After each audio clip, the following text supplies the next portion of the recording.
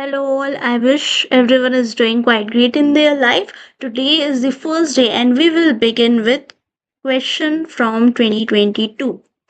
ठीक है, I hope you have subscribe to the channel और इस कोर्स में we will discuss about all the PYQ starting from 2022 to 2025. जितने भी क्वेश्चंस थे, जितने भी सेट थे, लाइक इन 2023 उसमें कुछ 2 या 3 सेट थे उस टाइम के. So we will discuss every question and all the set that were present. Video is going to be bilingual. I hope you have already watched the introductory portion where I have explained everything about the course. Okay, तो देखो, जो 2022 का question paper था वो basically different pattern पे था थोड़ा सा. Like there were all total 100 question, but now अब पैटर्न कैसा हो चुका है, 75 क्वेश्चन ही पूछे जाते हैं सिर्फ. ठीक है, तो this paper which we are discussing now is based on old pattern. Do not get confuse कि 100 क्वेश्चन कैसे हैं. ठीक, ओके, ये ओल्ड पैटर्न था, अब ये न्यू पैटर्न है और ये ही करंट पैटर्न है जहाँ पे 75 क्वेश्चन आते हैं. तो 100 क्वेश्चन में यहाँ पे सेट पार्ट ए और दूसरा था part B. Part A comprise of general questions, जो भी जनरल साइंस के क्वेश्चंस थे, जनरल नॉलेज के क्वेश्चंस हो गए, आर्ट्स, इंग्लिश, जो भी चीज़ें, ह्यूमैनिटीज़ के थोड़े ये वो मिक्स वाले थे. और जो पोर्शन बी था it was all about forensic science. ठीक है, तो ऐसा था. तो हम दोनों ही पोर्शन डिस्कस करने वाले हैं. पार्ट ए को भी डिस्कस करेंगे, पार्ट बी भी डिस्कस करने वाले हैं. देन 75 क्वेश्चंस जो थे वो अभी वाले सेट में आते हैं, उसको भी हम आगे आगे डिस्कस करेंगे जैसे जैसे न्यू कोर्सेज के वीडियोस आते जाएंगे. So let us get started. We will first discuss about part B, क्योंकि ये फोरेंसिक के क्वेश्चन थे और थोड़ा सा ज़्यादा वेटेज भी कैरी करते हैं. एंड इसके बाद कंटिन्यूशन में ही we will discuss part B. And one more thing, जो भी आंसर्स हैं are strictly as per the answer की जो कि एनटीए ने प्रोवाइड की थी. तो if you have any doubt then you can ask me. और बाकी questions and answers both are as per NTA, none of my intervention. Let us start with the first question. Question 26 से part B शुरू हुआ है. इसके पहले जो भी क्वेश्चंस हैं वो इसके बाद मैं डिस्कस करूंगी. Sherlock Holmes was the character in which novel of which of the following author? So, and I will also tell you कि कौन सा क्वेश्चन किस पोर्शन से आया हुआ है. So you can specially focus on that portion. Sherlock होम का जो कैरेक्टर था वो कहाँ से था? You can pause the video and try to solve it yourself, but I will answer somehow. Sir Arthur Conan Doyle, इन्होंने लिखी थी बहुत ही फेमस सी एक नॉवल जिसका फेमस सा कैरेक्टर था डिटेक्टिव शेरलॉक. फाइन, ये क्वेश्चन बहुत पूछा जाता है. So which technique is used for glass evidence? देखो, ग्लास एविडेंस एनालिसिस पोर्शन से आया है ये क्वेश्चन. ठीक है, ग्लास एविडेंस एनालिसिस पोर्शन को भी एक बार अच्छे से पढ़ लेना. What are the different types of glasses, अलग अलग टाइप के ग्लासेस होते हैं, उसको भी देख लेना. बोरोसिलिकेट ग्लास होता है और टेम्पर्ड ग्लासेस होते हैं, लैमिनेटेड ग्लास होते हैं. Look at all of these, किसमें क्या कंपोजिशन है ये भी देख लेना. यहाँ पे पूछा जा रहा है एग्जामिनेशन टेक्निक, उसको भी एक बार हम पढ़ लेंगे. ठीक है, जैसे कि ग्लास डेंसिटी टेक्निक या फिर इमर्जन मेथड्स हो गए, व्हाट इज 3R रूल, ये सभी इंपॉर्टेंट है and can be asked as well because एक क्वेश्चन आया है यहाँ पे. तो देखो, इन सारी टेक्निक में option number B is correct. Glass refractive index method जो होता है वो एग्जामिनेशन के लिए यूज होता है. What is refractive index? जब भी लाइट मोशन करती है, ठीक है, it is all about the motion of light. For an example, ये ग्लास का पीस है, यहाँ से लाइट मूव कर रही है एयर से. जब वो ट्रैवल करते करते यहाँ से बेंड नहीं होगी, यहाँ से बेंड होगी, एयर से ट्रैवल करते करते जाएगी और इस तरह से बेंड हो जाएगी. This is the phenomena of refraction when light travels from one medium to another medium, है ना. और उसके ट्रैवलिंग के टाइम में from rare to denser medium जा रही है, डेंसर टू रेयर मीडियम जा रही है, कुछ बेंडिंग ऑब्जर्व होगी. उस फिनोमेना को हम कहते हैं रिफ्रैक्शन ऑफ लाइट. तो ये मेथड जो हुआ ऑप्शन नंबर बी में जो दिया है, it is used while making examination of glass. Fine, moving on to next question. Which sketching crime scene sketching से क्वेश्चन है.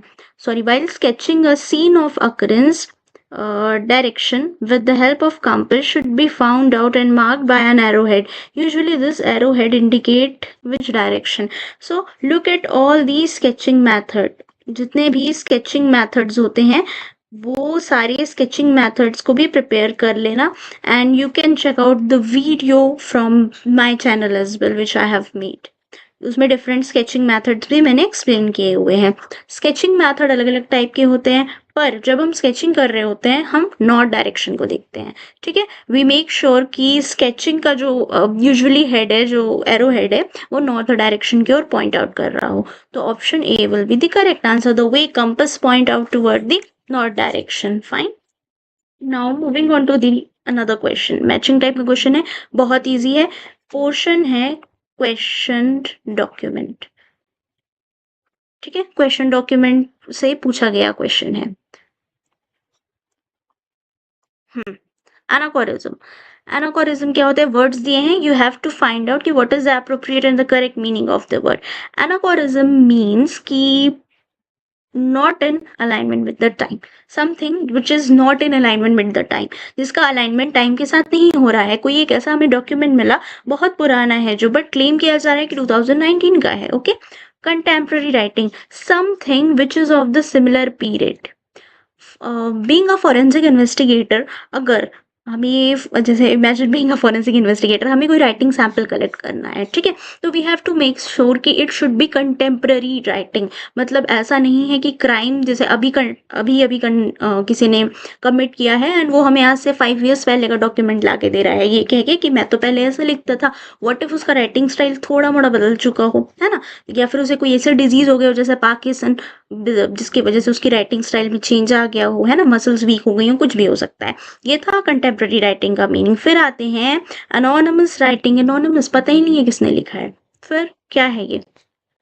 Author is unknown. Then watermark, origin of paper identify करने में help करता है, ठीक है। तो we are learning about each and every option in detail. I am explaining everything to you in detail so that you don't have to go here and there for searching the answers. तो ये question document का question था and ये था matching. ए का option number 2 correct है। देखते जाते हैं कहाँ कहाँ पे करेक्ट है। Which is not in alignment to the time, A का option number 2, this is the correct answer, ठीक है। तो 29 का करेक्ट है बी। फिर guided hand writing, again question document से, is also known by which of the, तो guided को तो असिस्टेड ही बोलते हैं, है ना, कोई असिस्ट कर रहा है, कोई गाइड कर रहा है। You can watch the video in 2x if you want. assertion reason type of question. I hope the text is visible to you. क्या कह रहा है? assertion बोल रहा है any surface on which something is written in the form conveying some message can be said as a document. हाँ, true, this is true. कोई भी सरफेस जहाँ पे हमने कुछ लिखा हुआ है ना, और वो कुछ मैसेज कन्वे कर रहा है, तो क्या हम उसे डॉक्यूमेंट बोल सकते हैं? Of course, anything is a document whatsoever is conveying a message. Even the piece of recording video file होगी ना जो, even the piece of recorded audio भी एक डॉक्यूमेंट होता है। Something written on a wall, from what? From lipstick, even this is a document. A photograph, even a photograph is a document, okay. तो assertion is correct. Paper is the most common surface that is used to make a document. Both are correct. But do you think this is the explanation? Yeah, this is the reason of assertion? Of course not. So option B is the correct answer. Moving on to the next question, 32th question. I hope ये सब understandable होगा. Fine. blobbing of ink, again question document का question है, can be found in writing written with which of the following writing instrument? blobbing of ink किसका common characteristic feature है? Direct ये word उठा के दे देता है, blobbing of ink, है ना। और भी बहुत से वर्ड्स आते हैं, गुपिंग, ये सारे वर्ड्स किस किस से रिलेटेड है, कहाँ कहाँ से रिलेटेड है, ये सारा डायरेक्ट पूछ दिया जाता है। जैसे कि 32 क्वेश्चन का आंसर तो बॉल पेन ने। इसकी एक ट्रिक बता देती हूँ, बी से ब्लॉबिंग ऑफ इंक, बी से ball pen, B something like this. So another question from students nightmare, instrumentation. ये क्वेश्चन है इंस्ट्रूमेंटेशन का, ठीक है। इंस्ट्रूमेंटेशन से भी बहुत क्वेश्चन आते हैं, तो do not skip that topic. आइसोलर इलेक्ट्रॉन, देखो MEKC, इलेक्ट्रोकाइनेटिक क्रोमेटोग्राफी, MEKC जो है ये टॉपिक, MEKC ये भी पूछा जाता है क्वेश्चंस में। तो MEKC को किससे जोड़ने वाले हैं हम ये देख लेंगे। फिर गैस क्रोमेटोग्राफी कहाँ से जुड़ेगा, HPLC किससे जुड़ेगा, जेल क्रोमेटोग्राफी किससे जुड़ेगा। ठीक है, देखो एग्जाम्पल ऑफ प्लेनर क्रोमेटोग्राफी कौन है, then this okay, look at the, try to solve it by yourself. ये इलेक्ट्रोकाइनेटिक, ये प्रोसेस होती है, इलेक्ट्रोफोरेसिस का एक एग्जाम्पल होता है माइसेलर इलेक्ट्रोकाइनेटिक क्रोमेटोग्राफी। ये एक एग्जाम्पल है किसका, इलेक्ट्रोफोरेसिस का। इलेक्ट्रोफोरेसिस में क्या होता है, मूवमेंट होता है under the influence of electric current. यहाँ पे इलेक्ट्रिक करंट, इलेक्ट्रिक पोटेंशियल जो भी बोलो, वो यहाँ पे वर्क करती है। एक पॉजिटिव टर्मिनल होगा, एक नेगेटिव टर्मिनल होता है। ठीक है, एनोड कैथोड दो टर्मिनल्स होते हैं। यहाँ पे हमने रख दिया for an example negatively charge DNA है, वो यहाँ पे रख दिया जाएगा। अब इलेक्ट्रिक करंट के इन्फ्लुएंस में मूवमेंट करेगा। ठीक है, यहाँ पे क्या रहेगा, अगारोस जेल रहेगा। बहुत ही क्विकली मैं समझा रही हूँ क्या है इलेक्ट्रोफोरेसिस। ठीक है, हालांकि इतना कुछ लेना देना है नहीं इस क्वेश्चन का इलेक्ट्रोफोरेसिस से। इलेक्ट्रोफोरेसिस इसी को बोलते हैं। इलेक्ट्रिक फील्ड रहेगा, अगारोस जेल रहेगा, और आपका DNA है जो भी है वो मूवमेंट करता है under the influence of electric field. Fine. और जो सबसे छोटा वाला रहेगा DNA का पीस, वो सबसे आगे चला जाता है। बड़े वाले DNA के पीसेस जो रहेंगे, फ्रेगमेंट जो रहेंगे, हैवी रहेंगे, वो थोड़े पीछे छूट जाते हैं। ओके, देन 33 का क्या था, ऑप्शन नंबर 3 होगा। देखिए कहीं पे दिया है, नो सॉरी, ऑप्शन नंबर यहाँ पे दिया हुआ है। फिर ऑप्शन नंबर बी भी देख लेते हैं क्या कह रहा है। गैस क्रोमेटोग्राफी वॉलेटाइल सैंपल के लिए अच्छा होता है। वॉलेटाइल सैंपल क्या क्या हो सकते हैं, ऑल दो सैंपल जिनमें लाइक पेट्रोल हो गया है ना, वॉलेटाइल है। वॉलेटिलिटी जो एग्जिबिट करते हैं, केरोसिन, ये सब GC में एनालाइज किए जाते हैं। GC मैंने बोला गैस क्रोमेटोग्राफी, सिंपल कैसा कैसा कंपोनेंट लेंगे, वॉलेटाइल कंपोनेंट लेंगे for purpose of analysis. Okay, number 4। फिर सी का, हाँ ऑफ कोर्स नंबर 1 ही है। HPLC जो है प्लानर क्रोमेटोग्राफी है, plane surface planar, plane surface. जैसे कि और एक क्या है, TLC भी है। TLC हो गया, HPLC हो गया, this are all the type of planar chromatography. Option number C is the correct answer. Then casting kit, casting kit क्यों यूज होता है, कास्टिंग किस चीज की जाती है, फुटप्रिंट की। इसका ऑप्शन है, आंसर है फुटप्रिंट। कैसे की जाती है कास्टिंग, देखो फॉर एन एग्जाम्पल आप गए क्राइम सीन पे एज एन इन्वेस्टिगेटर, हमें मिला फुटप्रिंट। अब हम क्या करेंगे, ऐसे नहीं दिखता, डायनासोर का लग रहा है, बट इस फुटप्रिंट पे हम लोग डाल देंगे प्लास्टर ऑफ पेरिस, POP। फिर उसके स्लरी रहेगी, प्लास्टर ऑफ पेरिस और वाटर को मिलाकर एक स्लरी तैयार कर देंगे। उस स्लरी को हम डाल देंगे फुटप्रिंट पे। ठीक है, अब फुटप्रिंट पे डली हुई स्लरी जब सूख जाएगी उसको निकाल लेना है। This is what the casting process is, this is how it is done. Fine, तो ये था आंसर, बहुत इजी क्वेश्चन था। Moving on to the next question जो कि बोल रहा है इंस्ट्रूमेंटेशन सेम को किससे, सेम क्या होता है, scanning electron microscope, it is a type of microscope. ठीक है, इलेक्ट्रॉन माइक्रोस्कोप होता है, दो टाइप के माइक्रोस्कोप है, एक इलेक्ट्रॉन माइक्रोस्कोप, एक लाइट माइक्रोस्कोप। इलेक्ट्रॉन माइक्रोस्कोप के भी दो टाइप होते हैं। I will first clear this surface for you. ठीक है, तो ऑल्सो मतलब जो माइक्रोस्कोप का पोर्शन है उसको भी एक बार पढ़ लेना, do not skip that portion. Electron microscope होता है, उसके दो टाइप होते हैं, क्या क्या, सेम स्कैनिंग इलेक्ट्रॉन माइक्रोस्कोप, टेम ट्रांसमिशन इलेक्ट्रॉन माइक्रोस्कोप। ये क्वेश्चन किससे पूछा था, सेम से पूछा गया था, यानी कि स्कैनिंग इलेक्ट्रॉन माइक्रोस्कोप से पूछा गया था। सेम को मोस्टली कपल किया जाता है EDX के साथ। ठीक है, EDX क्या होता है, सेम EDX, ठीक है, एनर्जी डिस्पर्सिव एक्सरे स्पेक्ट्रोमीटर। यानी कि क्या करेक्ट आंसर है इनमें से, option number A is going to be the correct answer. Fire debris यानी कि कहाँ, कौन सा टॉपिक का क्वेश्चन है, आर्सन का क्वेश्चन है। फाइन, आर्सन जो आग लगा दी जाती है जानबूझकर, वो होता है आर्सन। इंश्योरेंस का क्लेम लेना है या कुछ ऐसा है, जानबूझ के लोगों ने वहां जाके आग लगा दी और ये कहा कि यहाँ तो आग लग गई थी, like happens in case of insurance frauds usually. अब आर्सन के एविडेंस को हम किस में रखते हैं मोस्टली, इसको हम रखते हैं मेटल कैन में। क्यों मेटल कैन में रखते हैं, क्योंकि ना वॉलेटाइल होता है, बहुत बार तो ऐसा होता है, एविडेंस का नेचर ऐसा रहता है कि वो वॉलेटाइल होता है, तो we keep it in metal can. You can use any type of metal container for that. Which of the following is synthetic fibre, fibre analysis से, फाइबर के कितने टाइप्स होते हैं, नेचुरल हो सकता है ना, दूसरा हो सकता है मैनमेड, मैनमेड को क्या बोलेंगे? Synthetic fibre.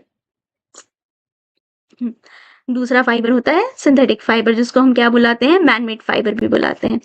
Now what are the examples of natural fibre? Cotton पेड़ों से मिलता है ना? वुल एनिमल से भी मिलता है। नेचुरल के भी दो टाइप हो सकते हैं, from plant, from animal, but I am explaining it here एक ही जैसे। फिर उसके बाद कॉटन हो गया, वुल भी हो गया, है ना? इसके अलावा हो गया लाइनन। फिर सिंथेटिक फाइबर में आ जाता है रेयॉन। रेयॉन कहाँ से मिलता है? एनिमल से मिलता है, फैक्ट्री मेड होता है। फाइन, तो यहाँ भी एग्जाम्पल दिया हुआ है, हाँ, nylon. This is the correct answer. Angora जो है ना, एंगोरा गोट से मिलता है, ऑप्शन नंबर डी, ये भी याद रखना। मोहेर भी एनिमल से मिलता है, सहतूश हो गया, ये सब कुछ प्लांट और एनिमल बेस्ड फाइबर्स होते हैं। डायटम एग्जामिनेशन से क्वेश्चन है, डायटम की वीडियो जाके चेकआउट कर लेना, link is in the description. जितनी भी यहाँ पे चीजें हैं इंपॉर्टेंट, सबसे रिलेटेड वीडियो की लिंक डिस्क्रिप्शन में है, you can check them out in case you have doubt. ऐसे ही पढ़ा जाता है, एक एक टॉपिक को पकड़ना है and then we have to read it accordingly, किस टॉपिक से कहाँ क्वेश्चन फंस रहा है, बिकॉज हार्डली 20 डेज ही बचे हुए हैं या लेस देन दैट। ठीक है, do not pick up any new topic, बिल्कुल जो बिल्कुल पूछा ही नहीं जा रहा है, and we are in the FOMO, so don't do that. Diatom sample should be collected from, diatom की सबसे अच्छी जगह क्या है पता है? Bone marrow. बोन मैरो में डायटम मिलना यानी कि डेथ हुई है, ड्राउनिंग की वजह से हुई है। फाइन, तो जैसे बोन मैरो में मिल सकता है, ब्लड में नहीं, हेयर में नहीं, स्किन में नहीं। ओके, जब जब एक ये वर्ड आएगा ना डायटम, सबसे पहला एक ऑप्शन खोज लेना, bone marrow. If it is given तो मोस्ट प्रोबेबली उसका आंसर यही होगा, most probably, depending upon the question कितना ट्विस्ट किया गया है। नेक्स्ट क्वेश्चन, 39th क्वेश्चन क्या बोल रहा है? Alkaloid barberin and protopine are obtained from which of the following component? दो कंपोनेंट की बात हो रही है, क्वेश्चन आया हुआ है आपका टॉक्सिकोलॉजी से। ठीक है, बार्बेरिन और प्रोटोपाइन कहाँ से मिलता है? तो ये मैं बता दूं, आर्जिमोन मैक्सिकाना से मिलता है। ठीक है, एमेंशिया मस्केरिया से नहीं मिलता, नहीं, इन दोनों से भी नहीं मिलता, आर्जिमोन मैक्सिकाना से मिलता है। फिर आते हैं birefringence, material can be visualised using. Birefringence एक फिनोमेना होता है, ठीक है, जिसको पोलराइजिंग माइक्रोस्कोप से देख सकते हैं। ये भी इंस्ट्रूमेंटेशन का क्वेश्चन है, ये क्वेश्चन आया है आपके माइक्रोस्कोप वाले कॉन्सेप्ट से। फिर विच of the following light is used in the fluorescence microscopy? Fluorescence microscope भी एक टाइप ऑफ लाइट माइक्रोस्कोप होता है। लाइट माइक्रोस्कोप के बहुत बहुत अलग अलग से टाइप होते हैं। ठीक है, लाइट माइक्रोस्कोप्स कौन कौन सा हो सकता है? फ्लोरेसेंस माइक्रोस्कोप हो सकता है, ठीक है, और अपना आता है फेस कॉन्ट्रास्ट माइक्रोस्कोप आता है, ब्राइट फील्ड माइक्रोस्कोप भी एक होता है, वो भी आता है, स्टीरियो माइक्रोस्कोप होता है, कंपैरिजन माइक्रोस्कोप होता है। This are all the type. Compound microscope होता है, different different types of microscope, जहाँ पे लाइट सोर्स का यूज किया जाता है for the sake of visualisation. तो अब यहाँ पे हमसे पूछा गया है कि किस टाइप की लाइट होती है, वो यूज की जाती है जब हम फ्लोरेसेंस माइक्रोस्कोप से डील कर रहे होते हैं, तो ये यूवी लाइट होगी आंसर। ठीक है, यूवी लाइट यूज की जाती है। Sculpturing of pollen grains, pollen examination से क्वेश्चन है। पोलन एग्जामिनेशन वीडियो में बहुत ब्रीफली एक्सप्लेन किया गया है कि पोलन एग्जामिनेशन क्या है, कैसे है, क्यों होता है। ठीक, तो पोलन एग्जामिनेशन में एक प्रोसेस होता है जो है sculpturing. Sculpturing of pollen grains किया जाता है basically to identify the pattern which is present there on the surface of pollen grain. ठीक है, तो 42 का आंसर क्या होगा? Option number B. 43rd question में देखते हैं, विच of the following extraction method is used for extraction of diatom? Okay, extraction method जो डायटम के लिए यूज किया जाता है, ड्राई एशिंग नहीं होता, डिस्टिलेशन भी नहीं है, acid digestion method. Acid digestion method में ना एक बढ़िया एकदम कोरोसिव सा एसिड हम लोग यूज करते हैं, वीडियो में है, समझाया है मैंने सब कुछ बहुत अच्छे से, तो you can read it from there as well, but अभी भी मैं बता देती हूँ। एसिड डाइजेशन मेथड का पर्पस ये होता है कि जैसे फॉर एन एग्जाम्पल हमें मिल गया बोन, अब क्या किया जाएगा, इस बोन से हमारा पर्पस होगा उस डायटम को निकालना। अब डायटम कैसे निकल जाएगा? ऐसे तोड़ के तो निकल नहीं जाएगा, है ना, तो we will use acid digestion process. Acid digestion process से हम पता लगा सकते हैं कि वेदर एक्चुअली इसमें डायटम है कि नहीं, या फिर डेथ एक्चुअली ड्राउनिंग से हुई है कि नहीं। फिर यहाँ पे है कॉमेजिव ब्लू डाई, ये डाई जो है किस चीज की स्टेनिंग के लिए यूज की जाती है? बहुत ही डायरेक्ट क्वेश्चन है, इसमें एक्सप्लेन करने जैसा कुछ है नहीं, कार्बोहाइड्रेट की स्टेनिंग के लिए यूज की जाती है। Identify the universal detector for GC, very very important question. I have seen this question being asked in UGC NET examination as well. There are n number of detector which are used for GC. In gas chromatography, ठीक है, जैसे कि गोले use होता है ना, उनमें से ही at times you can see कि टीसीडी भी यूज होता है, thermal conductivity detector, electrolytic conductivity detector, है ना, electron capture detector, this are all the common detector which are used while carrying out gas chromatography. But इन सब में से कोई एक ऐसा डिटेक्टर है जो कि यूनिवर्सल डिटेक्टर है, मतलब कि it can be used for all the type of components, और TCD thermal conductivity detector is the correct answer. ठीक है, टीसीडी का फुल फॉर्म भी याद रख लेना, thermal conductivity detector. Okay, do not get scared whenever you see the questions are being asked from the portion of instrumentation, because काफी direct से ही question पूछे गए। और बाकी सबका भी एक बार फुल फॉर्म देख लेते हैं। NPD detector, nitrogen phosphorus detector, excellent for pesticide जिनमें ऑर्गेनोफॉस्फेट प्रेजेंट होता है, नाइट्रोजन प्रेजेंट होता है, ये भी क्वेश्चन पूछा गया था। प्लीज प्लीज प्लीज ये जितने भी पॉइंट्स हैं इनको कहीं कहीं नोट डाउन करते चलो, because they are of great importance, and मैं ये पूरा क्वेश्चंस का एग्जामिनेशन करने के बाद ही बता रही हूँ। नेट के क्वेश्चंस भी थे और कुछ कुछ क्वेश्चन सीवीटी के भी थे। ठीक है, फिर आते हैं एफआईडी, फ्लेम आयोनाइजेशन डिटेक्टर, इस तरह से एक फ्लेम निकल रही होती है इसमें से, ठीक है, ये ऐसा डिटेक्टर है। फिर टीसीडी तो मैंने बता दिया, ECD is electron capture detector, electron capture detector. Okay, ये हो गया। अगला क्वेश्चन है, लिंडार्ड्स कैटलिस्ट 11th-12th में पढ़ा होगा, क्यों यूज होता है, किस चीज के रिडक्शन के लिए यूज होता है, अल्काइंस टू अल्कीन। ओके, याद नहीं है तो केमिस्ट्री में था ये लिंडार्ड catalyst. Next question, which instrumentation technique is question paper is full of instrumentation, so do not skip the topic कि टफ है बोल के उसको skip कर दिया, एटलीस्ट जो अगर पूरा इंस्ट्रूमेंटेशन नहीं भी पढ़ा है तो ये क्वेश्चंस में जो जो टॉपिक्स कवर हो रहे हैं you can follow it up here itself, है ना, यहाँ पे ही बहुत सी चीजें तैयार हो जा रही हैं, जैसे अभी गैस क्रोमेटोग्राफी के डिटेक्टर्स पता चले यहाँ पे, है ना, तो ऐसे ही कुछ कुछ, एनपीडी भी एक डिटेक्टर होता है जो मैंने बताया है। फिर best suited for determination of metallic poison, अगर मेटेलिक पॉइजन क्या होती है, लेड पॉइजनिंग हो गई, किसी मेटल की वजह से पॉइजन डेथ कॉज हो जाना, मेटल है, हार्मफुल है ऑब्वियसली, ओवरडोज हो गया, पानी में मिल गया, है ना, इसकी वजह से पॉइजनिंग हो गई, तो अब ये चीज कैसे पता लगाएंगे, कौन सा क्या इंस्ट्रूमेंटों का यूज किया जाएगा, so it is atomic absorption spectroscopy. ठीक है, एटॉमिक एब्जॉर्प्शन स्पेक्ट्रोस्कोपी है ना, मेटल्स के लिए बेस्ट है। ठीक है, okay, it is use for that, so ये भी याद रख लेना, ये इसका भी बहुत लंबा चौड़ा प्रोसेस होता है। ओके, नाउ नेक्स्ट क्वेश्चन, क्या बोलता है अगला क्वेश्चन, हाइब्रिडाइजेशन का क्वेश्चन है, 11th-12th वाली चीज, एस एटम का हाइब्रिडाइजेशन क्या होगा, किस कंपोनेंट में पूछ रहा है, SO2 में। देखो, SO2 का मॉलिक्यूल दिखता कैसे है, this is something you should know first.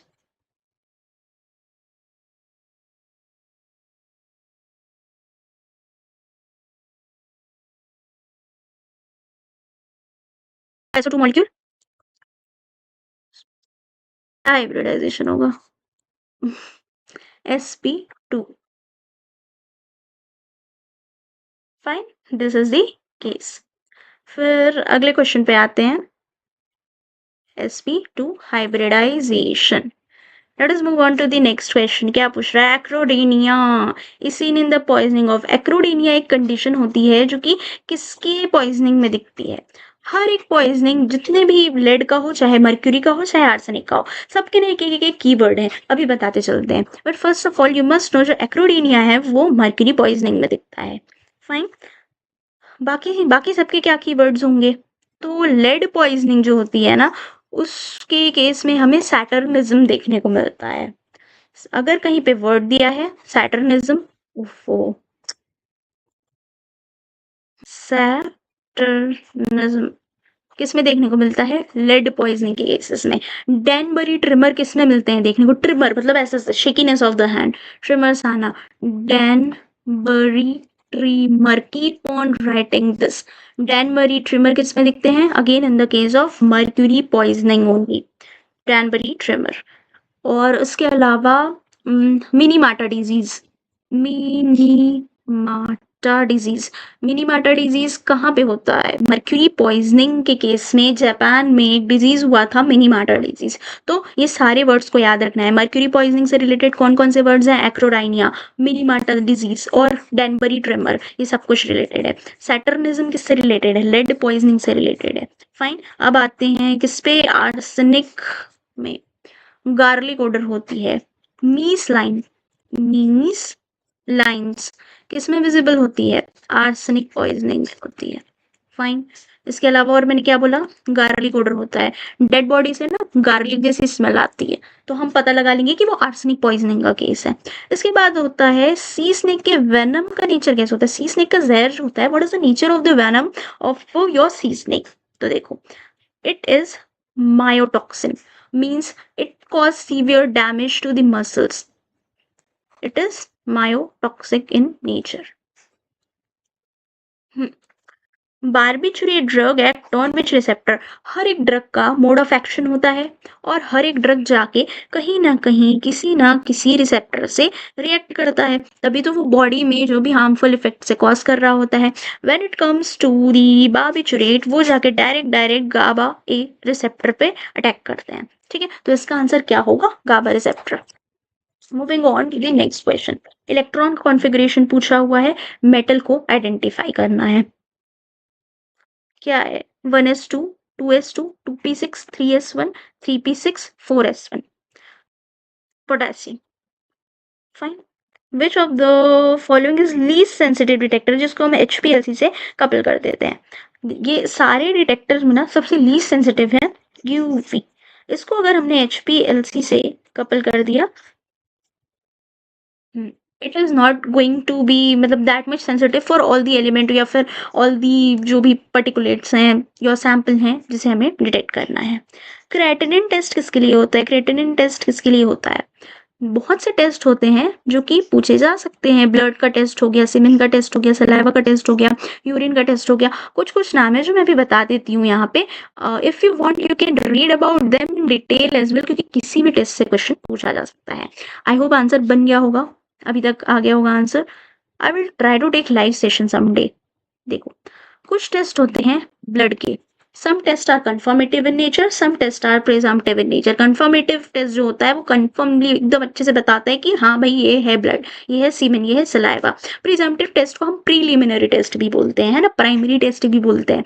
ये एक ऐसा मतलब 110% श्योरिटी से नहीं बता रहा होता है कि ये सैंपल ब्लड ही है, या फिर हम 100% टेस्ट के बेसिस पे श्योर होकर एक डिसीजन नहीं दे सकते हैं। अगर हम जाके कोर्ट में बोलेंगे कि हमने प्रीजम्पटिव टेस्ट के बेसिस पे ये बोला कि ये ब्लड है, नहीं, it might not always be true. हो सकता है ब्लड लाइक कोई कंपोनेंट रहा हो जिसने ब्लड बता दिया हो। फॉल्स पॉजिटिव्स बहुत आते हैं प्रीजम्पटिव टेस्ट के केस में। तो ब्लड के कुछ कुछ टेस्ट होते हैं। प्रीजम्पटिव टेस्ट जैसे रहेंगे तो उसमें आएगा फिनोल्फथलीन टेस्ट, फिर बेंजीडीन टेस्ट, बेंजीडीन टेस्ट हो गया, फिनोल्फथलीन टेस्ट हो गया, है ना। फिनोल्फथलीन टेस्ट को कैसल मायर टेस्ट भी बोलते हैं। कैसल मायर टेस्ट, कैसल मायर टेस्ट। फाइन, ये हो गया। ल्यूकोमेलाकाइड ग्रीन टेस्ट भी होता है ब्लड का, LMG टेस्ट। ये सब प्रिजम्पटिव है। कंफर्मेटरी टेस्ट क्या क्या होते हैं? टाकायामा टेस्ट, टाकायामा टेस्ट और टाइकमैन क्रिस्टल टेस्ट, टाइकमैन टेस्ट। ये कुछ कुछ ब्लड के टेस्ट हो गए। सीमेन के क्या क्या टेस्ट होते हैं? सीमेन के टेस्ट होते हैं, wait, Barberio's test, Barberio, Barberio's test, फिर Florence test, Florence test, FLORENCE। फिर आता है Christmas tree test, Christmas tree test, है ना। तो ये कुछ कुछ नाम है टेस्ट के जिसको याद रख लेना एटलीस्ट, क्योंकि हो सकता है पूछ दे, you may never know. Fine. अब क्या आया फिर? सलाइवा, सलाइवा के क्या क्या टेस्ट होते हैं? Let us move a little bit further. Saliva का टेस्ट पूछ रहा है।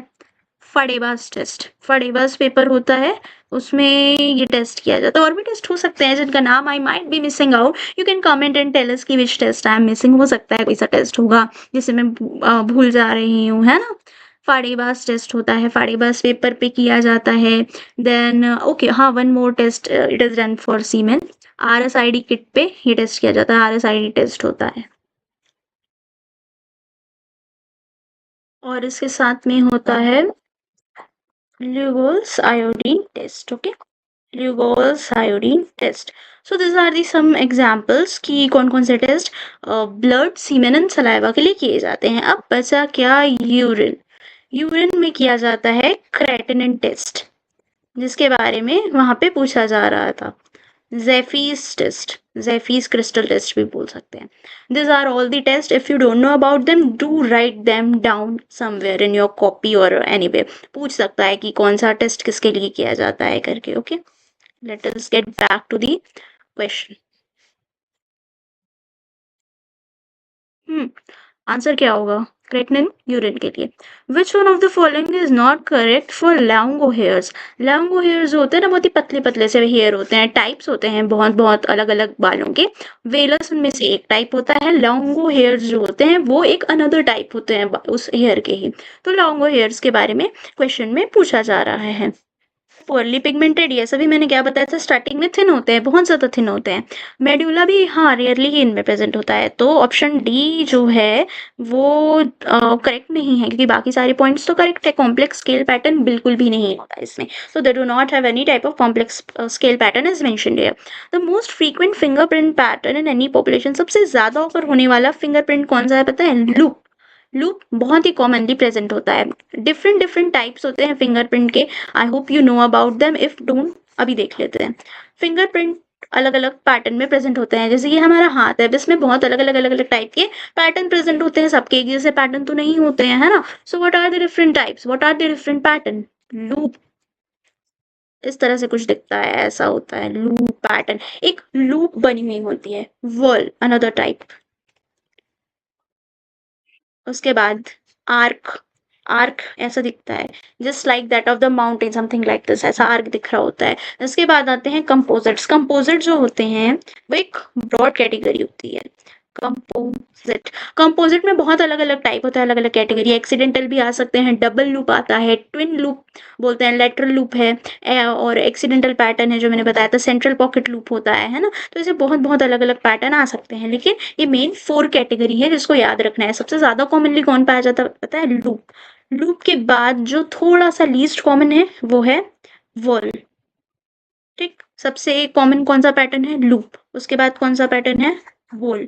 उसके बाद कौन सा पैटर्न आएगा, तीसरा पैटर्न जो है हमारा वो है आर्क। ठीक है, ये है, remember this sequence by heart, this sequence.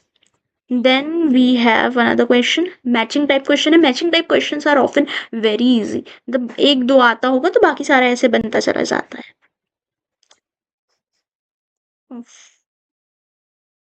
Hmm max Planck, अच्छा 11 12th, again that 11 12th thing. Your basic should be very clear, मतलब अगर जो नॉन फॉरेंसिक बैकग्राउंड से हैं they must be doing it, because chemistry के question से बहुत पूछे जा रहे हैं।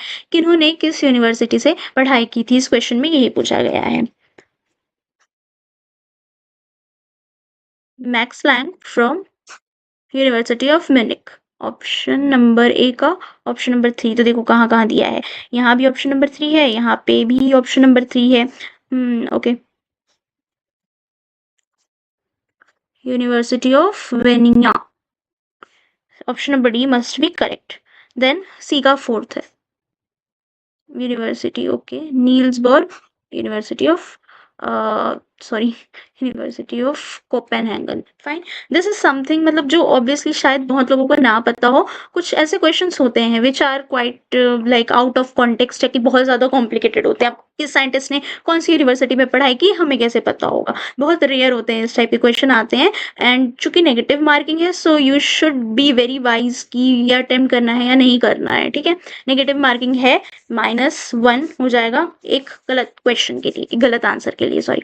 फिर settling of the blood at the lower part of the body in the death. Now something very favourite, my very favourite question, कहाँ से आया है? मेडिसिन से आया है, फोरेंसिक मेडिसिन से आया है, FMT, question from forensic medicine and toxicology. What happens is जब किसी पर्सन की डेथ होती है, अब फॉर एन एग्जांपल ये डेड बॉडी है, ठीक है, डेड बॉडी ऐसे पड़ी हुई है जमीन, रखी हुई है जमीन पे, तो जो लोअर मोस्ट पोर्शन है ना वो ग्रेविटी के कांटेक्ट में है, सारा ब्लड जो भी बॉडी का है वो कहाँ चला जाएगा? एक्युमुलेट हो जाता है, नीचे में हो जाता है। स्मॉल स्मॉल जो ब्लड वेसल्स होती है ना, प्रेशर से वो रप्चर हो रही होती है धीरे धीरे, ठीक है। तो अब वो नीचे में जो कलर है, एक कलर आ जाएगा, उस कलर ये पूरे फेनोमेना को हम बोलते हैं lividity, postmortem lividity, PM lividity, sugillation भी इसको बोला जाता है, डिफरेंट डिफरेंट नेम होते हैं, हाइपोस्टेसिस भी बोलते हैं इस फेनोमेना को। आंसर क्या होगा? लिवर मोर्टिस, ठीक है। अब क्या क्या नाम बताया मैंने इसका? पहला तो इसको बोलेंगे पोस्टमार्टम लिविडिटी। कहाँ जाके कलर, सारा जो भी डार्कनिंग है, ब्लड का अकुमुलेशन है, कहाँ पे होगा? डिपेंडेंट पार्ट ऑफ बॉडी में। फॉर एन एग्जाम्पल, अभी मैंने जो दिया था एग्जाम्पल, क्या डेड बॉडी ऐसे पड़ी हुई है, इस तरह से है, सीधा सपाइन पोजीशन में है, सारा ब्लड नीचे नीचे यहाँ पे एक्यूमुलेट हो जाएगा, बॉडी का जो पोर्शन ग्रेविटी को टच कर रहा है। हैंगिंग के केस में क्या होगा? कोई बॉडी है, रोप से लटकी है इस तरह से, पैरों के पास सारा ब्लड जाके एक्यूमुलेट हो जाएगा, ठीक है। जो पोर्शन ग्रेविटी के कांटेक्ट में है वहां जाके सारा blood, maximum amount of blood accumulate हो जाता है। इस फिनोमेना को क्या बोलेंगे? पोस्टमार्टम लिविडिटी बोलेंगे, लिवर मोर्टिस बोलेंगे, क्योंकि ऑप्शन में है लिवर मोर्टिस। पोस्टमार्टम सेजिलेशन भी बोलते हैं, सजिलेशन। कोई भी वर्ड पूछ सकता है एग्जामिनेशन में, जरूरी नहीं है कि पीएम लिविडिटी बोल के ही क्वेश्चन को दे। Next question, what does perimortem trauma distinguishes from antemortem trauma? Perimortem trauma क्या है और एंटीमोर्टम ट्रॉमा क्या होता है? हम्म देखो, जो एंटीमोर्टम ट्रॉमा है ना, वहां पे हीलिंग के एविडेंस होंगे। एंटीमोर्टम ट्रॉमा मतलब कि मरने के पहले चोट लगी थी, डेथ के पहले कोई चोट लगी थी, बॉडी ने ऑटोमेटिकली हीलिंग शुरू कर दी थी, है ना। तो ये क्या है? Option number C is going to be the correct answer. 68th question, female cranium in compare to the male cranium. ये है एंथ्रो का question, question directly asked from forensic anthropology portion. देखो, क्रेनियम, मेल एंड फीमेल, कुछ कुछ common डिफ्रेंसिएशंस दिए हैं, book में होंगे, गौतम विश्वास की बुक में मिल जाएंगे आपको, या तो फिर डिफरेंट वीडियोस भी मिल जाएंगी इसकी अगर ऑनलाइन खोजो तो। क्या कुछ डिफ्रेंसिएशंस हैं जो कि पढ़ना है, पूछा जाता है। मेल एंड फीमेल का क्रेनियम, कि मेल का क्रेनियम कैसे पता चलेगा कि ये मेल का है, कैसे पता चलेगा कि ये फीमेल का क्रेनियम है, स्कल है ना, उसको पढ़ लेना एक बार। Pelvis, male pelvis, female pelvis, how to differentiate between two? Male का पेल्विस होता है ना, नैरो होता है, विमेन का पेल्विस जो होता है ब्रॉड होता है, due to child birth, this is the reason. इस तरह से पूछा जाता है। वहीं पे क्रेनियम जो होता है ना, विमेन का क्रेनियम थोड़ा छोटा होता है साइज में, and it is smooth. Man का क्रेनियम लार्ज साइज का होता है, रफ होता है as compare to female cranium, ठीक है। तो यहाँ पे भी वही पूछा जा रहा है, डिफरेंस पूछा जा रहा है between the male and female cranium. इसका स्मॉलर, देखो, female cranium is smaller with okay forehead and more pronounce, no ये गलत ऑप्शन है, उतना प्रोनाउंस नहीं होता, लार्जर नहीं होता। ऑब्वियसली मैंने अभी बोला विमेन का क्रेनियम छोटा होता है, मेल का क्रेनियम बड़ा होता है, इसमें कह रहा है female cranium is larger, this is false. Smaller with more rounded forehead, ना this is the correct option. Female cranium का फोरहेड जो होता है वो राउंडेड होता है, मेल क्रेनियम कैसे होता है पता है? Steeper, female cranium rounded. This is the difference. Option C is the correct answer. Match the column again from which portion? Forensic toxicology portion. Narcotics जो रहेंगे इनमें से क्या एग्जाम्पल होंगे? Hallucinogen, stimulant, depressant. नार्कोटिक होगा हेरोइन, ए का option number 3 and D का option number 2, हाँ this is going to be the correct answer, but we will look at other options as well. Depressant में alcohol आएगा, number 2 alcohol depressant होता है, fine. Then stimulant, C का it should be option number 4, cocaine is stimulant, हेलुसिनोजन में LSD, ठीक है। तो ये सारे कंपोनेंट में बताना था कि कौन सा कंपोनेंट किस तरह का काम करता है। अच्छा, अब एलएसडी का फुल फॉर्म भी एक बार देख लेते हैं, ऑप्शन में है तो you should look at everything. LSD का फुल फॉर्म क्या होता है? लाइसर्जिक एसिड डायमीन, डायमीन, ठीक है, लाइसर्जिक एसिड डायमीन, एलएसडी काम क्या करता है? हेलुसिनोजन का, हेलुसिनेशंस ले आता है, ओके। हेलुसिनेशन में क्या होता है? वो चीजें दिखती हैं जो नहीं होती हैं, कुछ सुनाई दे रहा है, कोई बुला रहा है ऐसा लग रहा है, बट कोई नहीं बुला रहा है, हेलुसिनेशन है। 61, There is so much to explain, but there's so much to explain, but I couldn't because we also have a time foundation. फिर प्राइमरी क्लासिफिकेशन फिंगरप्रिंट कहाँ से पूछा है? डर्मेटोग्लिफिक से पूछा है. प्राइमरी क्लासिफिकेशन किसने दिया था? एडवर्ड रिचर्ड हेनरी ने. बहुत बहुत इंपॉर्टेंट क्वेश्चन है. फिर आरएफ आएगा. आरएफ क्या होता है पता है? रिटेंशन फैक्टर होता है. फिर इसके ऑप्शंस देखते चलते हैं. आरएफ वैल्यू किस में निकाली जाती है? टीएलसी में. वाइल कंडक्टिंग टीएलसी हम रिटेंशन फैक्टर निकालते हैं. कितना डिस्टेंस सॉल्वेंट ने कवर किया, कितना डिस्टेंस सॉल्यूट ने कवर किया है, उन दोनों को डिवाइड कर देना होता है. Distance covered by solute divided by distance covered by solvent आ गया आरएफ वैल्यू. आरएफ का फॉर्मूला भी याद रखना. तो यही फॉर्मूला है जो मैंने अभी बताया है. तो इट विल बी ए का ऑप्शन नंबर 4 किस में दिया हुआ है? कहीं दिया हुआ है. ऑप्शन नंबर सी में भी दिया हुआ है, इसमें भी दिया हुआ है. फिर number B PL, this is going to be option number 3rd. ISO IPF. तो option number D is the correct answer. If you want to look at other option, you can look at them as well. Mass to charge ratio किसका होता है? Mass spectroscopy का होता है. D का number 2. ठीक है ठीक है. Option D is the correct answer. अब एक और मैचिंग आ गया.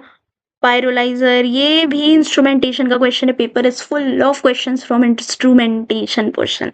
ठीक है. 64 में क्या बोल रहा है? पायरोलाइजर किस में यूज होता है? जीसी में. गैस क्रोमेटोग्राफी में पायरोलाइजर प्रेजेंट होता है. तो जब भी पायरोलाइजर वर्ड देखो खोज लेना कहीं जीसी तो नहीं दिया हुआ है. ए का ऑप्शन नंबर 2 कहाँ पे है? यहीं पे है. Probably this is the correct answer. फिर एटीआर किस में होता है पता है? एफटीआईआर में होता है.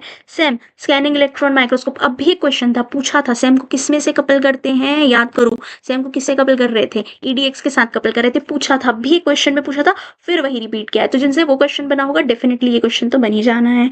Option number A is the correct answer. अगला क्वेश्चन देखते हैं. 65th क्वेश्चन क्या कह रहा है?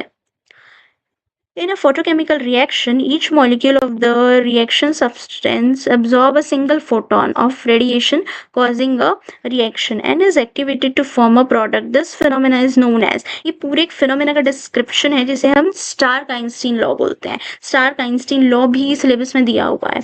ठीक है. Arrange the following in the correct sequence of step. Crime scene investigation. जब भी आप क्राइम सीन पे जाते हो क्या क्या स्टेप फॉलो करते हैं? सबसे पहला स्टेप जो होता है ना, जो क्राइम सीन इन्वेस्टिगेटर फॉलो करेगा, क्राइम सीन को सिक्योर करना. You may never know crime scene पे कौन सा ऐसा एलिमेंट एंटर कर जाए जो कि क्राइम सीन की चीज़ों को यानी कि एविडेंस को हैम्पर कर सके. सबसे पहला काम as an investigator if you will do तो वो होगा क्राइम सीन को सिक्योर कर लेना. ठीक है. क्या करना है? क्राइम सीन को सिक्योर करना है. फाइन. सबसे पहले हम करने वाले हैं क्राइम सीन को सिक्योर. बैरिकेड लगा देना है, बैरिकेडिंग कर देना है. हाँ, यहाँ पे सीक्वेंस भी दिया हुआ है. देखते जाते हैं. Protect the crime scene. तो ऑप्शन नंबर ए तो मैंने बता दिया. सबसे पहली चीज है. अब बी है या डी है? बी कह रहा है कलेक्ट द एविडेंस. डी है फोटोग्राफी. नहीं, पहले की जाएगी फोटोग्राफी. डायरेक्ट एविडेंस का कलेक्शन करना नहीं शुरू कर देना है बिकॉज पता कैसे चलेगा कौन सी चीज कहाँ रखी हुई थी. So option number C is the correct answer. A then D then C होगा. हाँ, search for the evidence using appropriate searching method. Collect the evidence. This is the answer. फिर देर आर 2 स्टेटमेंट. एक है assertion, एक है reason. बताओ कौन क्या है? The class characteristic help providing a lead in providing a lead evidence only. Fine. Class characteristics are able to generate information which is highly probable to correct victim, crime scene and the perpetrator. देखो दोनों ही सही हैं, दोनों statement सही हैं और कहीं ना कहीं ये इसका रीजन भी है. Okay. So I might not have given you the time to solve, but you can pause the video anytime and try to solve it. Number 68, which is match the column type. Here we have the list of microscopes and here are the components which are visualized with the help of these microscopes. So देखो comparison microscope, it helps in facilitation of side by side comparison. ठीक है. Side by side comparison के लिए what we use comparison microscope basically for the bullets and things like that. तो यहाँ पे option में दिया हुआ है fired slit. Then we use fluorescence microscope for the component which exhibit fluorescence or we will use some type of dye जो कि उन्हें fluorescent property दे देगा. जैसे वाइक्रोमैटिन जो होता है उसके लिए यूज होता है for chromosome analysis and all. फिर स्टीरियो माइक्रोस्कोप. व्हेन whenever जब भी स्टीरियो माइक्रोस्कोप देखो, it is usually for question document, कैसे स्ट्रोक्स बने थे, कौन सा स्ट्रोक पहले था, कौन सा स्ट्रोक बाद में बना होगा। ठीक है, तो सी का क्या हो जाएगा, ऑप्शन नंबर 1 हो जाएगा। देखो सी का ऑप्शन, हाँ, option number A is the correct answer, और बाय डिफॉल्ट पोलराइजिंग का करेक्ट आंसर हो जाएगा synthetic fibres. Now let us have a look at the question number 69 which says की which of the following is used as date rape drug। देखो date rape drugs जो होते थे ना, वो बेसिकली क्यों यूज होते थे, उनका ऐसा यूज होता था कि कोई भी ड्रिंक्स होती थी उसमें उसको मिला दिया जाता था, है ना, तो इसलिए इसका नाम डेट रेप ड्रग पड़ा। It is nothing but your flunitrazepam. Flunitrazepam का एक और नाम भी है जिसे रोहिपनॉल भी कहा जाता है, रोहिपनॉल। सो जब भी क्वेश्चन आएगा रोहिपनॉल या फिर फ्लोनिट्राजेपाम, दोनों एक ही होता है, डोंट गेट कंफ्यूज, नाम इंटरचेंजेबली यूज हो सकता है। फिर अगला क्वेश्चन है statement 1 and statement 2 type question, hair से आया हुआ है ये। Hair is an important evidence to establish the link between suspect and victim, okay, with the crime scene. ठीक है, ये बात तो सही है। Human hair can not be differentiated from a pig hair, बहुत ही गलत है ये स्टेटमेंट। ह्यूमन हेयर जो एक ह्यूमन हेयर है और एक एनिमल हेयर है जो कि पिग हेयर है, तो ये दोनों को डिफरेंशिएट तो किया जा सकता है, तो स्टेटमेंट 2 तो सही नहीं होगा। आंसर क्या होगा इसमें, statement 1 is correct, statement 2 is not correct, statement 1 is true, ये इज नॉट ट्रू। ठीक है, option number C is correct. Now we have 71st question जो कि बोल रहा है drinking methyl alcohol causes death, और सेकंड स्टेटमेंट है methyl alcohol metabolize in the body and convert into formaldehyde. Okay, दोनों ही सही है, both statement are correct, and ये एक्सप्लेनेशन भी है इसका। ठीक, मिथाइल अल्कोहल से डेथ होती है। इथेनॉल जो है, it is safe to drink, लोग पीते हैं इथेनॉल को, but it is not good to consume alcohol. फिर again that basic science basic chemistry question, all aldehydes and ketone give iodoform reaction, और सेकंड है glucose gives iodoform reaction. Fine, तो ये तो गलत है, iodoform reaction will be given by glucose, option D is correct if you know the answer। ऐसा हो रहा है ना that I am solving it very fastly because I don't have much of the charge left in my laptop, which is why, so try to pause the video, solve it by yourself because we don't have much time yet। Fine, moving on to the 73rd question।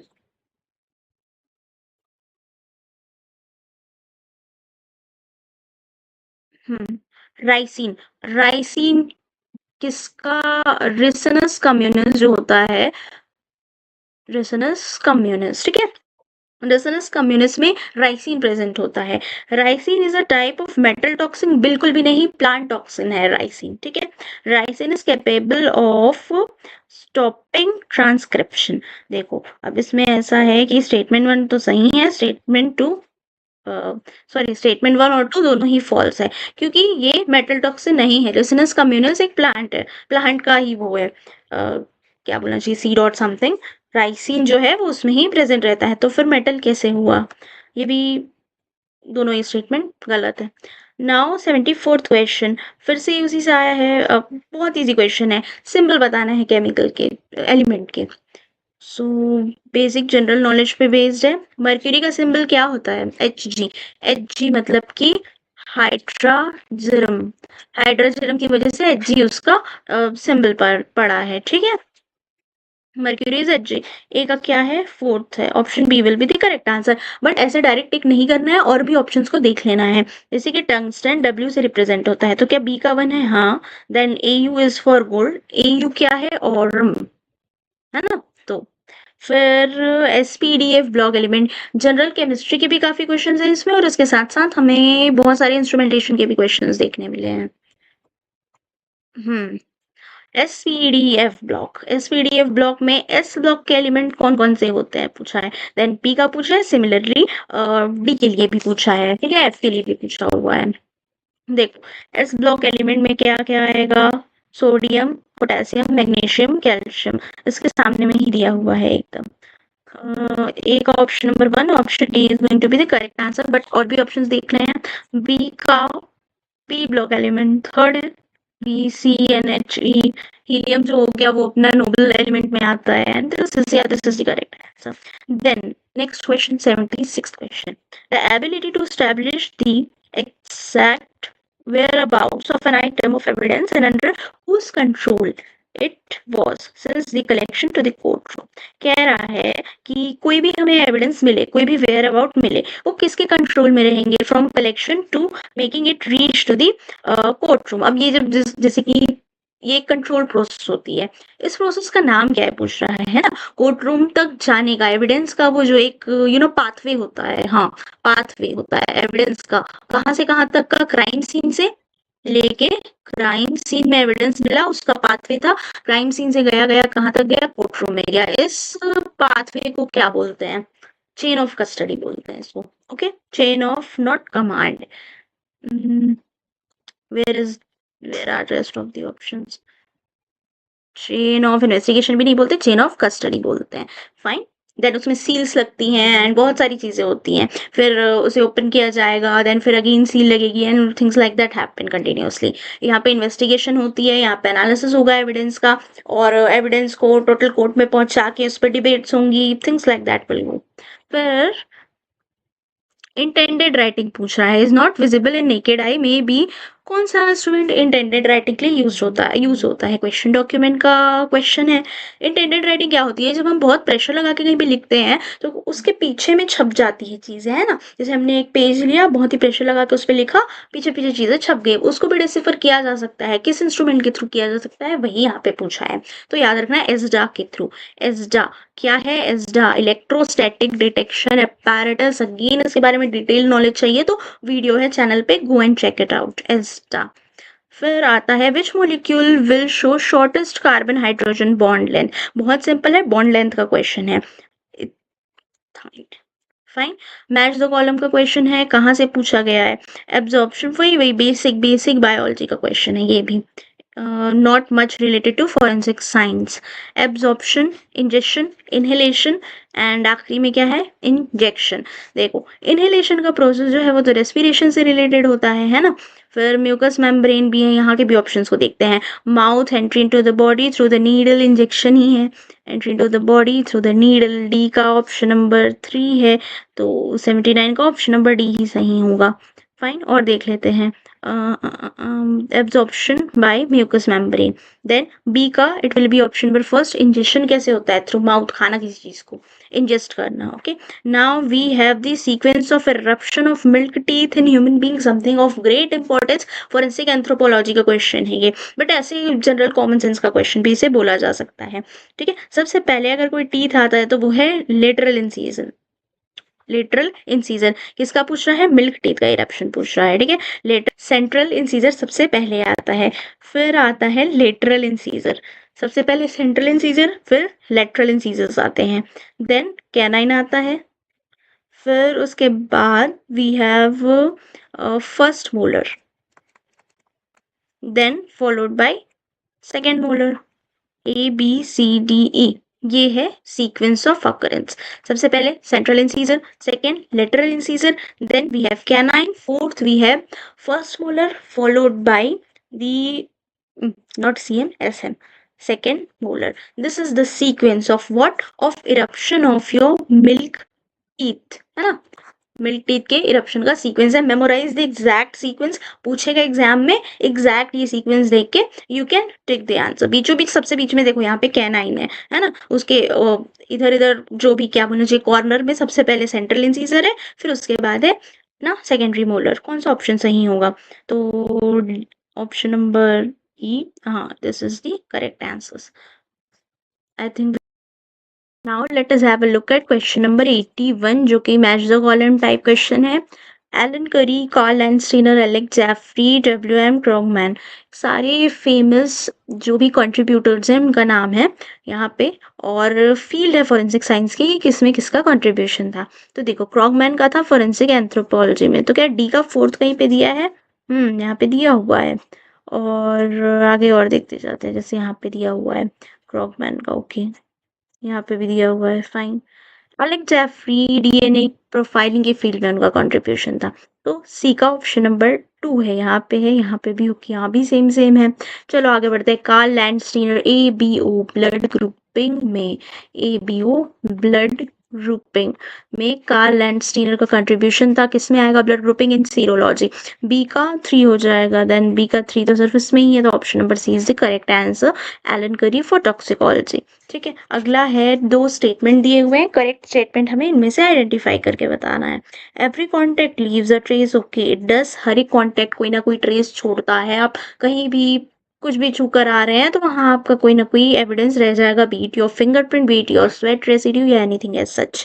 फिर statement 2 है, physical evidence can connect या link suspect with the scene of occurrence, है ना, कोई भी physical evidence है वो किसी भी सस्पेक्ट को उसके सीन ऑफ अकरेंस से लिंक कर देगा। कैसे लिंक करेगा, क्योंकि every contact leave a trace, अगर किसी भी कल्प्रिट ने कोई जगह छुई हुई है तो उसका फिंगरप्रिंट तो वहां पे छूटेगा ही ना, which is why by default they will be connected to the crime scene. तो क्या ये दोनों सही नहीं है क्या? स्टेटमेंट 2 स्टेटमेंट 1 का एक्सप्लेनेशन भी है कहीं ना कहीं अगर देखा जाए तो, but assertion reason type question नहीं है, तो we will go for option number 1 की बोथ स्टेटमेंट्स आर करेक्ट। ठीक है, अच्छे से पढ़ भी लेना है, असर्शन रीजन टाइप क्वेश्चन है अगर, तो दोनों के बीच में क्या लिंक है वो हमें देख लेना है।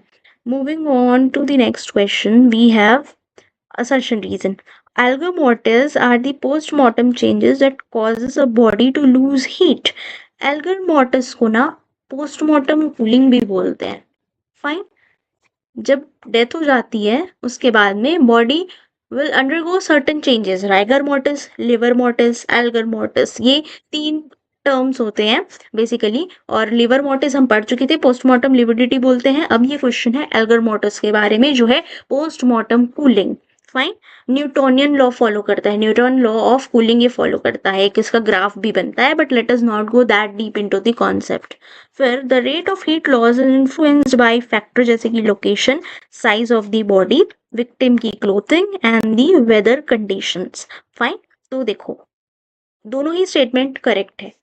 देर आर सर्टेन फैक्टर जो कि एल्गर मोर्टिस को इन्फ्लुएंस करेगा, देर आर फैक्टर जो कि राइगर को भी इन्फ्लुएंस करता है, देर आर फैक्टर जो कि लिवर मोर्टिस को भी इन्फ्लुएंस करता है। क्या क्या फैक्टर्स है कि एक बार चेक कर लेना इस चीज को जरूर। ठीक है, question might be asked from दो segments as well, so option A is the correct answer, क्योंकि एल्गर मोर्टिस जो होगा it makes body to lose heat, but जो रीजन दिया है it is also the correct explanation of option number A, तो sorry, of the assertion. So both are correct, which is why option A is the correct answer.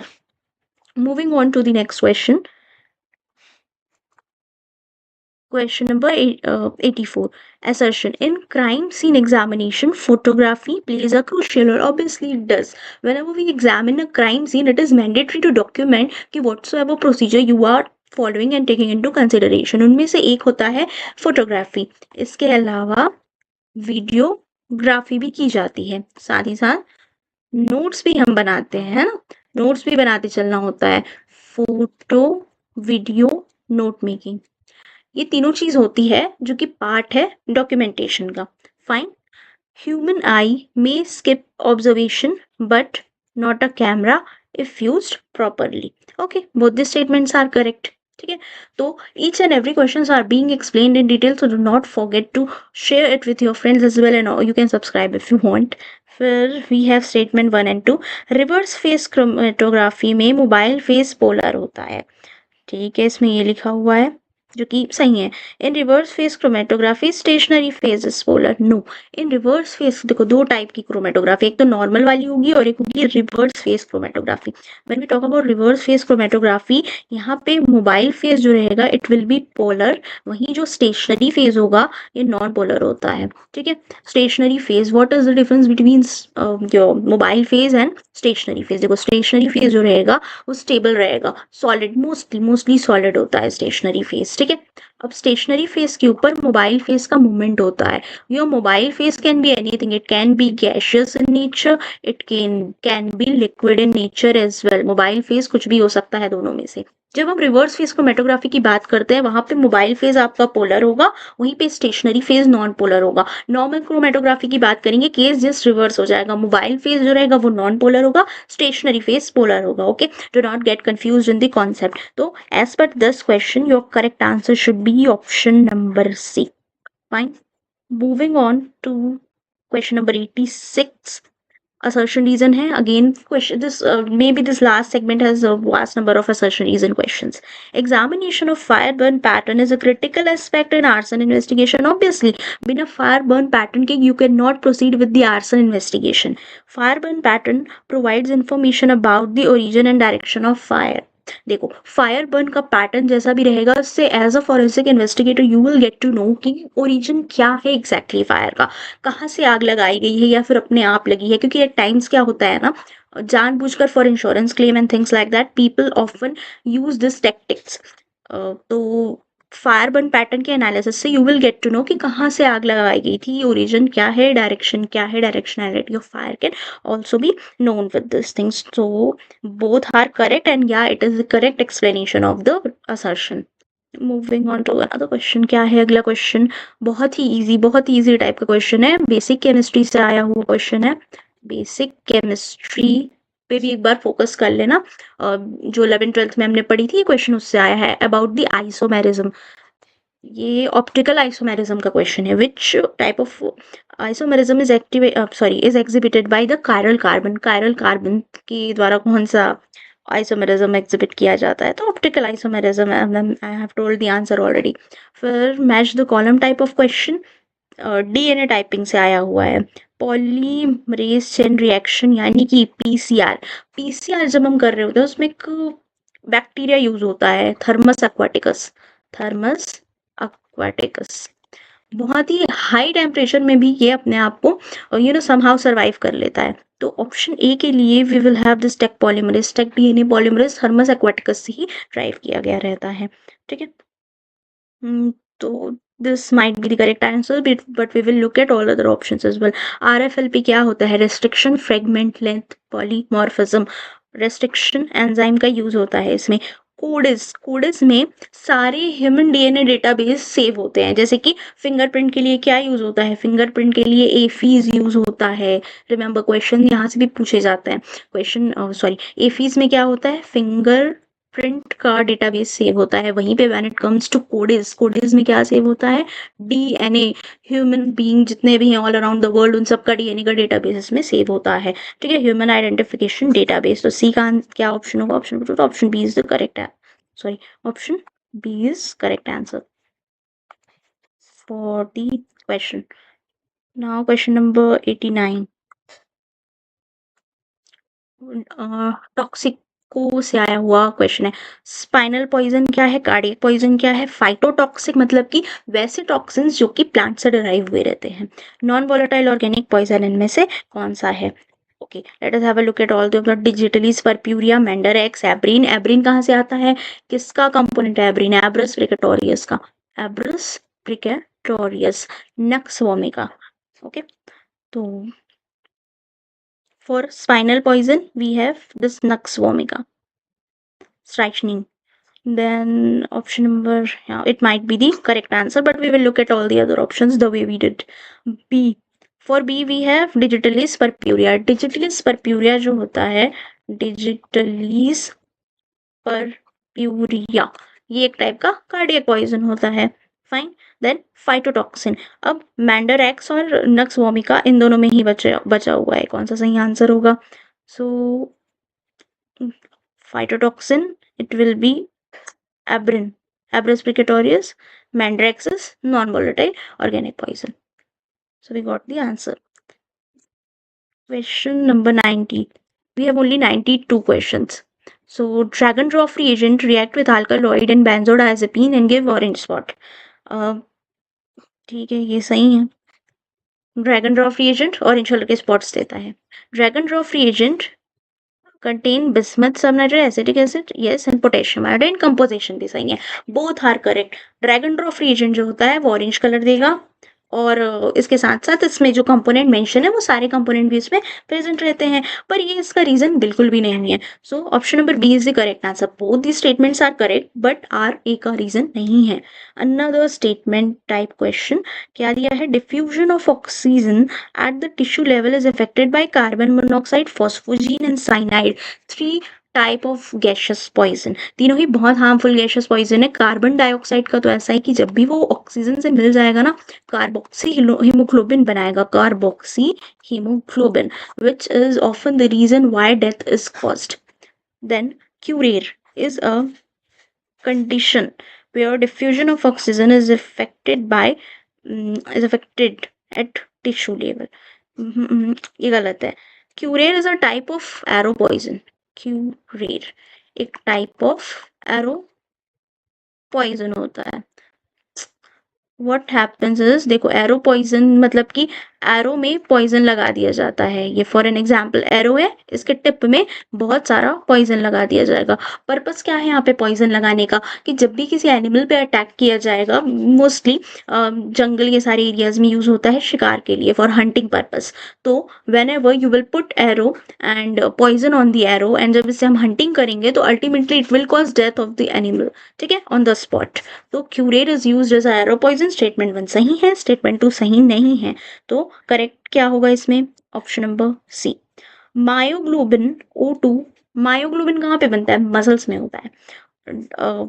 Dissociation kinetic follow hyperbolic curve. Curve से related question है, किस type का curve बनेगा, ऐसा curve बनेगा, इस type का रिवर्स वाला कर्व बनेगा, लीनियर कर्व बनेगा, ठीक है, ऐसा ऐसा। Look at all the oxygen curve जो भी है। फिर haemoglobin oxygen dissociation kinetic follow sigmoid. Sigmoid curve कैसा होता है, एस शेप का होता है sigmoid curve. So look at both the options and दोनों ही स्टेटमेंट करेक्ट है। Let's look at question number 93.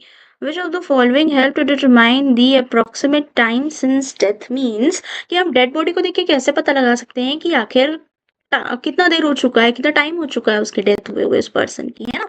Postmortem interval भी होता है कि एग्जैक्टली कितना टाइम हो चुका है डेथ हुए, ये सब पता लगाना है, यही चीजें हैं। बॉडी में से बहुत से फिनोमेना होते हैं, अभी हमने डिस्कस किया था livor mortis, algor mortis, rigor mortis, mummification, putrefaction and number of चीजें होती है। तो this question is from FMT portion, forensic medicine and toxicology. देखो एल्गर मोर्टिस से पता चल जाता है, एल्गर मोर्टिस क्या था, पोस्टमार्टम कूलिंग था। डेथ होने के बाद बॉडी ऑटोमेटिकली एक सिचुएशन में, कंडीशन में चली जाती है जहाँ पे कूलिंग ऑब्जर्व होती है, वो एल्गर मोर्टिस इससे तो पता चलता है।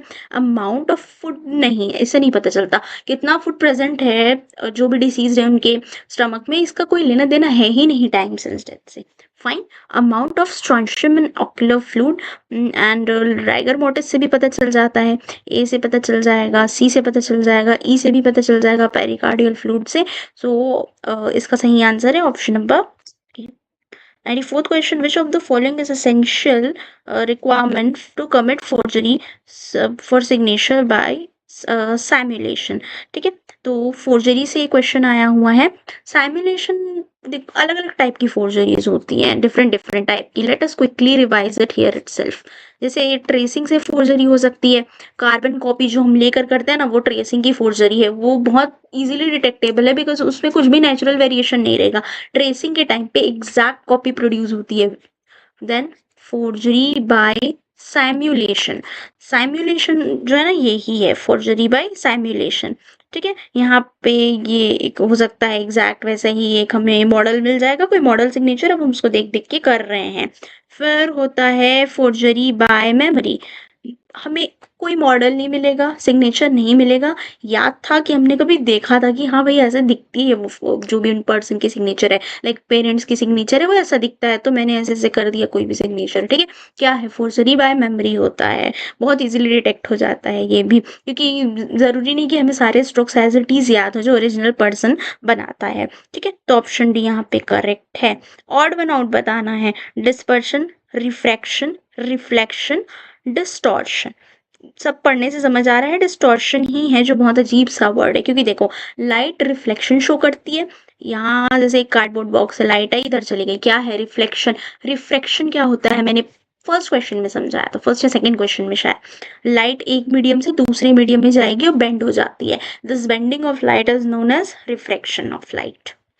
डिस्पर्शन है ऐसे ऐसे स्प्लिट हो जाना, लाइट का स्प्लिट हो जाना, बहुत इसमें डिस्पर्स हो जाना। बट ये जो डिस्टॉर्शन वर्ड है लाइट के फिनोमेना से रिलेटेड नहीं है, यही ऑप्शन करेक्ट है। फिर अगला क्वेश्चन क्या कहता है, विच of the following is a vibrational spectroscopy technique, vibrational type of spectroscopic technique. जो भी एटम या मॉलिक्यूल है दे स्टार्ट वाइब्रेटिंग, अलग अलग टाइप के मोशन कैरी आउट करते हैं, रोटेशन मोशन होता है उनका, वाइब्रेशनल मोशन होता है उन पार्टिकल्स का, डिफरेंट टाइप ऑफ मोशन वो कैरी आउट करते हैं। बट यहाँ पे पूछ रहा है वाइब्रेशनल मोशन किसमें कैरी आउट करेंगे, वाइब्रेशनल टाइप ऑफ स्पेक्ट्रोस्कोपी इनमें से कौन सी होती है बोल के, ठीक है। तो इसका आंसर है infrared spectroscopy is a vibrational type of spectroscopic technique. फिर we have when two set of signature superimpose exactly, अभी जस्ट हमने पढ़ा है, अभी जो हमने पढ़ा है ये आंसर इसमें ही है यहाँ पे। दो टाइप के सिग्नेचर एकदम एक दूसरे के ऊपर सुपर इम्पोज हो रहे हैं, क्या हुआ होगा वहां पे, ट्रेसिंग ही तो हुई है ना, तभी तो एग्जैक्ट सुपर इम्पोजिशन क्यों बन रहा है, ट्रेसिंग की वजह से बन रहा है। कार्बन कॉपी लिया, पर्सन ने ट्रेस कर दिया, ट्रेसिंग पेपर लिया, ट्रेस कर दिया। लाइट से भी ट्रेसिंग हो सकती है, नीचे में लाइट कहीं पे भी टेबल में ट्रांसपेरेंट में लाइट जला लिया, सैंपल को रखा, ऊपर से पेन चलाते गए। आंसर क्या होगा इसका, ट्रेसिंग। बहुत इजीली डिटेक्ट हो जाता है, कोई नेचुरल वेरिएशन ही नहीं रहेगा, ठीक है। तो lack of natural variation is the reason कि क्यों ये फोर्सर इतनी इजीली डिटेक्ट हो जाती है। Okay, moving on to the next question 97। तीन ही क्वेश्चन बचे हुए हैं बस, इसके बाद हम देखेंगे जनरल जो सेक्शन ही है उसको देखेंगे, पहले इसको कंप्लीट कर लेते हैं। To decipher obliterated writing which of the following instrument is use, obliteration यानी कि कुछ यहाँ पर लिखा हुआ है, जैसे कि यहाँ पे लिखे हुए हैं कि 100 नंबर आए हैं आउट ऑफ 500, ठीक है। अब यहाँ पे ऐसा कुछ लगा के इसको 700 बना दिया, है ना, या फिर कोई चेक है जिसमें लिखा है ये ऐसा, अब मैंने क्या एक जीरो को हटा दिया, 100 रुपीज, है ना। तो इसको ऑब्लिटरेशन बोलते हैं। कोई केमिकल का यूज करना, कोई मैकेनिकल मेथड का यूज करना, किसी भी चीज को यूज करना in order to remove something from writing या तो to add something in the writing, इसको ही हम ऑब्लिटरेशन बोलते हैं। ऑब्लिटरेशन का पता बहुत अच्छे से चल जाता है वीएससी से।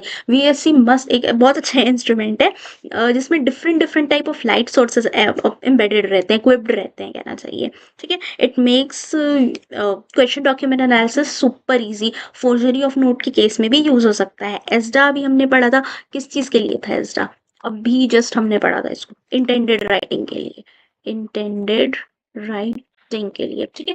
Keep on writing all this things, ये छोटी छोटी चीजें हैं वो बहुत इंपॉर्टेंट है, ये स्मॉल स्मॉल डिटेल से ही क्वेश्चन बनते हैं, कोई बहुत कॉम्प्लिकेटेड न्यू चीज नहीं बनती। ओके, देन कंपैरिजन माइक्रोस्कोप से नहीं पता चलेगा, स्टीरियो माइक्रोस्कोप से सीक्वेंस ऑफ स्ट्रोक्स ही पता चल सकते हैं कि कौन सा स्ट्रोक पहले बनाया गया था, कौन सा बाद में आया था। कंपैरिजन में दो टाइप को आजू बाजू रख के कंपैरिजन करना होगा, fine. Then finally question from forensic ballistics, matching type of question है, इजी होगा। क्या पूछ रहा है, ramrod, chamber mark, firing mark, choking of barrel. चलो चोकिंग ऑफ बैरल से शुरू करते हैं। बैरल की चोकिंग क्यों की जाती है, क्योंकि स्पेस नैरो हो जाएगा, नैरो हो जाएगा ना तो बुलेट और फोर्सफुली लीव कर सकेगा। जो भी प्रोजेक्टाइल है, बुलेट ही नहीं बोलते, जो भी प्रोजेक्टाइल है वो फायर आर्म को, देखो जैसे फायर आर्म है इसका वो कॉन्स्ट्रिक्ट कर दिया, कॉन्स्ट्रिक्शन ही होता है चोकिंग, और फोर्सफुली लीव करेगा फायर आर्म को, फाइन इनफ। इसलिए चोकिंग की जाती है, किस में की जाती है, शॉर्ट गन में की जाती है। तो डी का it should be option number 2। कहाँ कहाँ दिया है, यहाँ पे दिया हुआ है, बट और भी देख लेते हैं ऑप्शंस को एक second, it is not necessary कि अभी शॉटगन से ये रिलेटेड हो। फायर कार्ट्रिज, फायर बुलेट, नहीं नहीं आई थिंक यही होगा। रैम रॉड जो होता है ना वो मजल, रैम रॉड एक लंबा रॉड जैसा होता है जो मजल लोडर्स के लिए यूज होता है। जब मजल लोडिंग में क्या होता था, मजल मजल मतलब कि लुक ये एंड कहलाता है फायर आर्म का मजल। तो कुछ कुछ फायर आर्म्स में हम मजल एंड से ही जो एम्यूनिशन है उसकी लोडिंग करते हैं। It is done with the help of a RAM rod. तो रैम रॉड क्यों यूज होता है, कुछ एम्यूनिशन की लोडिंग के लिए, इन किसके केस में, मजल लोडिंग वेपन्स के केसेस में, ठीक है। It was use in older times mostly back then. हाँ, तो ए का it will be option number 4, यहाँ पे भी है, इसमें भी दिया हुआ है, नो प्रॉब्लम। और चैम्बर मार्क्स फायर कार्ट्रिजेस में प्रेजेंट रहेगी, बी का it should be option number 3, fine.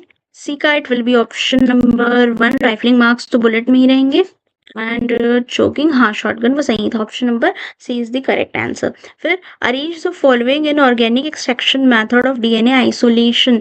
You can again not advertising but I am just telling you for your convenience कि भटकना नहीं पड़ेगा। You can check out the video of organic extraction method जो कि इस पर बनाई गई है, डीएनए को ऑर्गेनिकली कैसे एक्सट्रैक्ट किया जाता है। ऑर्गेनिक एक्सट्रैक्शन क्यों बोलते हैं, कंपोनेंट्स ही वैसे यूज होते हैं। यहाँ पे कौन कौन से यूज होते हैं, फिनॉल, क्लोरोफॉर्म, सारे कंपोनेंट क्या है, ऑर्गेनिक है। ऑर्गेनिक मतलब कि कार्बन होगा, हाइड्रोजन होगा, ऑक्सीजन होगा, ये तीनों चीजें उसमें प्रेजेंट है, इसलिए वो क्या है, ऑर्गेनिक कंपोनेंट है। फिनोल वहां पे प्रेजेंट होगा, क्लोरोफॉर्म प्रेजेंट होगा, आइसोप्रोपेनॉल प्रेजेंट होगा। तीनों ही कंपोनेंट ऑर्गेनिक कंपोनेंट होते हैं। ठीक है, ये तीनों कंपोनेंट को अच्छे से लिख लेना। सो इस वजह से उस मेथड को ऑर्गेनिक एक्सट्रैक्शन मेथड कहते हैं डीएनए का। फाइन। सबसे पहले we will do the cell lysis process. जब तक सेल को हम नहीं तोड़ेंगे डीएनए कैसे बाहर आएगा, कॉमन सेंस की बात है। So this is the very first step, option number cell lysis सबसे पहले होता है। तो option number A is possibly the correct answer but we will look at other. Extraction किया जाएगा ऑर्गेनिक सॉल्वेंट के साथ में, ठीक है। फिर उसके बाद में DNA precipitation will be done. क्या यूज होता है डीएनए प्रेसिपिटेशन के लिए, now this is your homework question. DNA precipitation में कौन सा कंपोनेंट यूज होता है, इथेनॉल होता है, मिथेनॉल होता है, क्या चीज यूज होती है प्रेसिपिटेशन के लिए। ठीक है, तो ये सब भी देख लेना है।